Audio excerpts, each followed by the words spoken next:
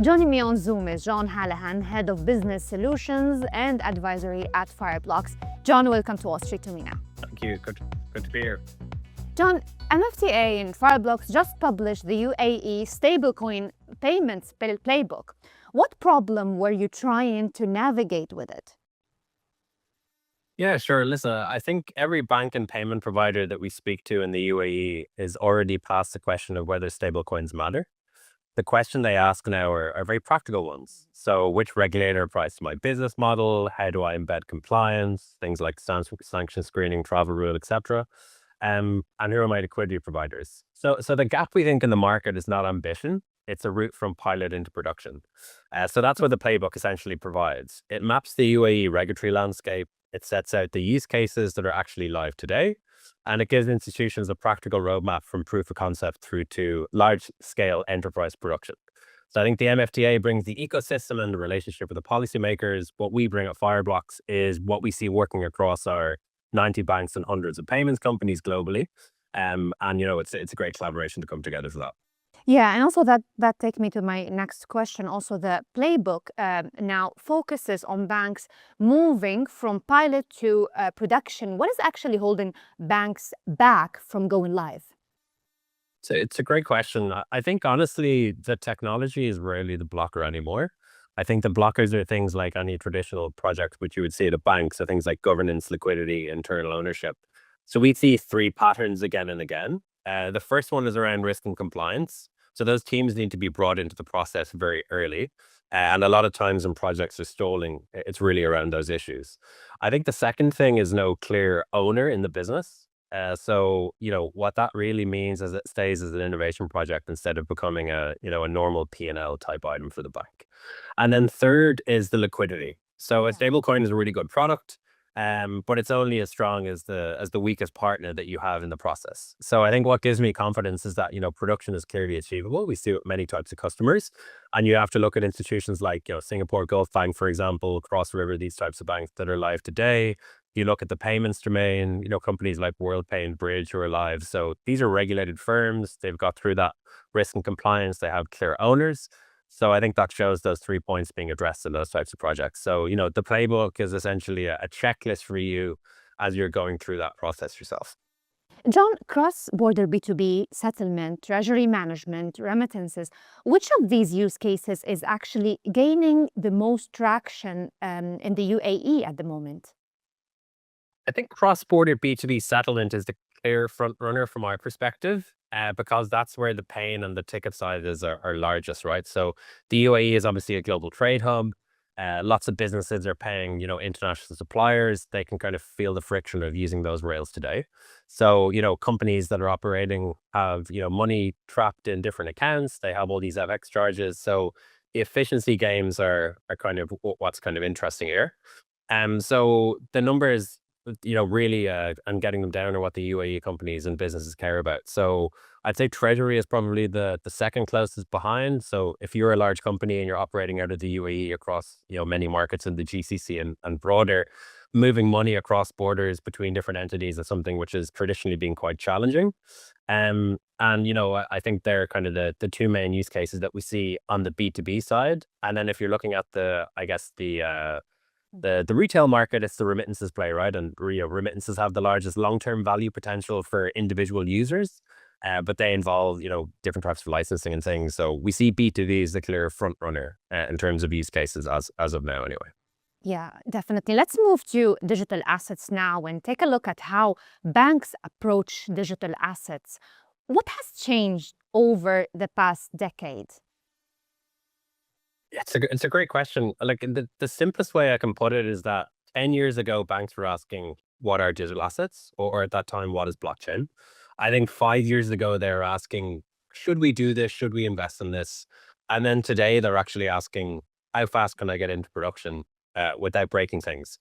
So I think two things fundamentally have driven that shift. The first is where the conversation sits inside the bank. So because of, as I kind of mentioned in the previous question, it's moved outside of the innovation lab and into the head of payments, the head of transaction banking, the head of investment banking. So it's really become a business line question. And a lot of banks now are building strategies for the bank overall, but also for different business units. So I think that's something which has fundamentally changed in that time. And the second is around regulation. And, really having a regulatory clarity means that banks can operate both at scale and also put, investment dollars behind it.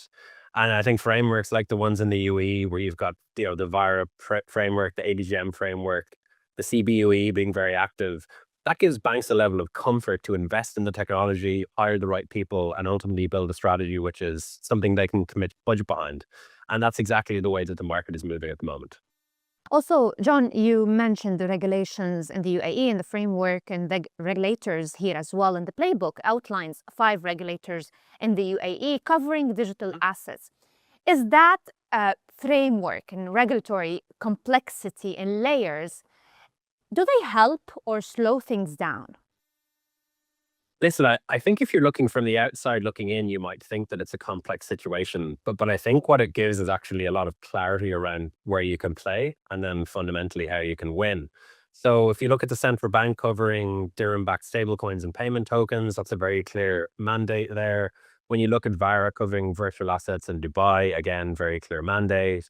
That the DFSA and the FSRA covering, the financial free zones.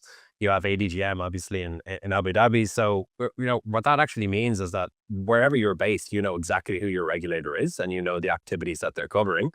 If you compare that with other markets globally, there's still a lack of regulatory clarity around that. So if I'm a bank operating in the UAE or a payments company, I have a very clear mandate and a very clear regulatory position about what I should be doing.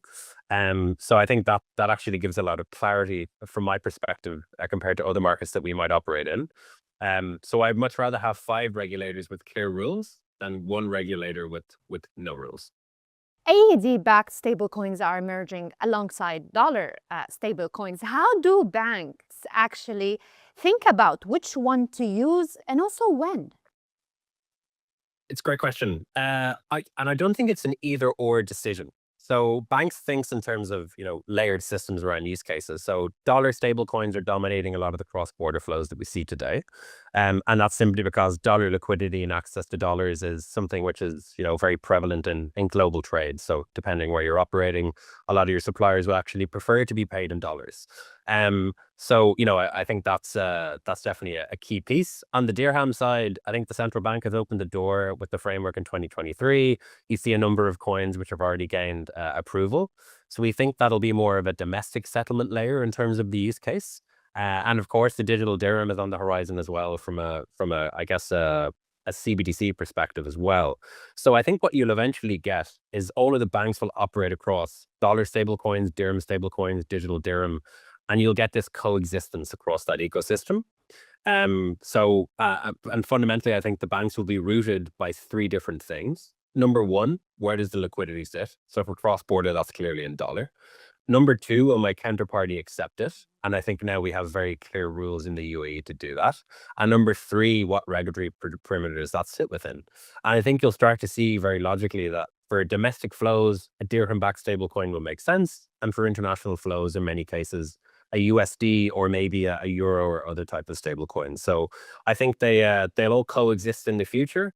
And all the banks that we're working with in the region are taking that kind of multi-pronged approach. Yeah. And if you're seeing the future at the moment, John, what does the next year look like for stablecoin payments in the UAE?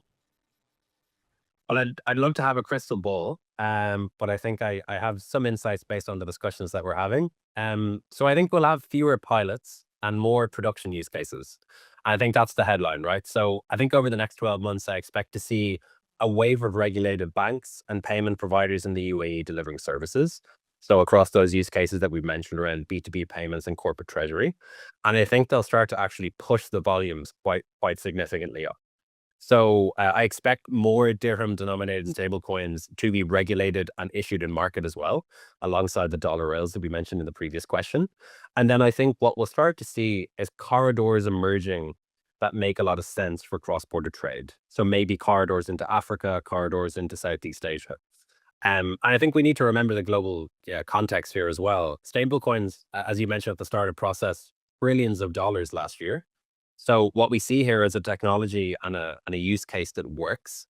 And if you look at, the remittances space, you're seeing some of the biggest companies also moving into the space. So I think, the UAE is a really large remittance market.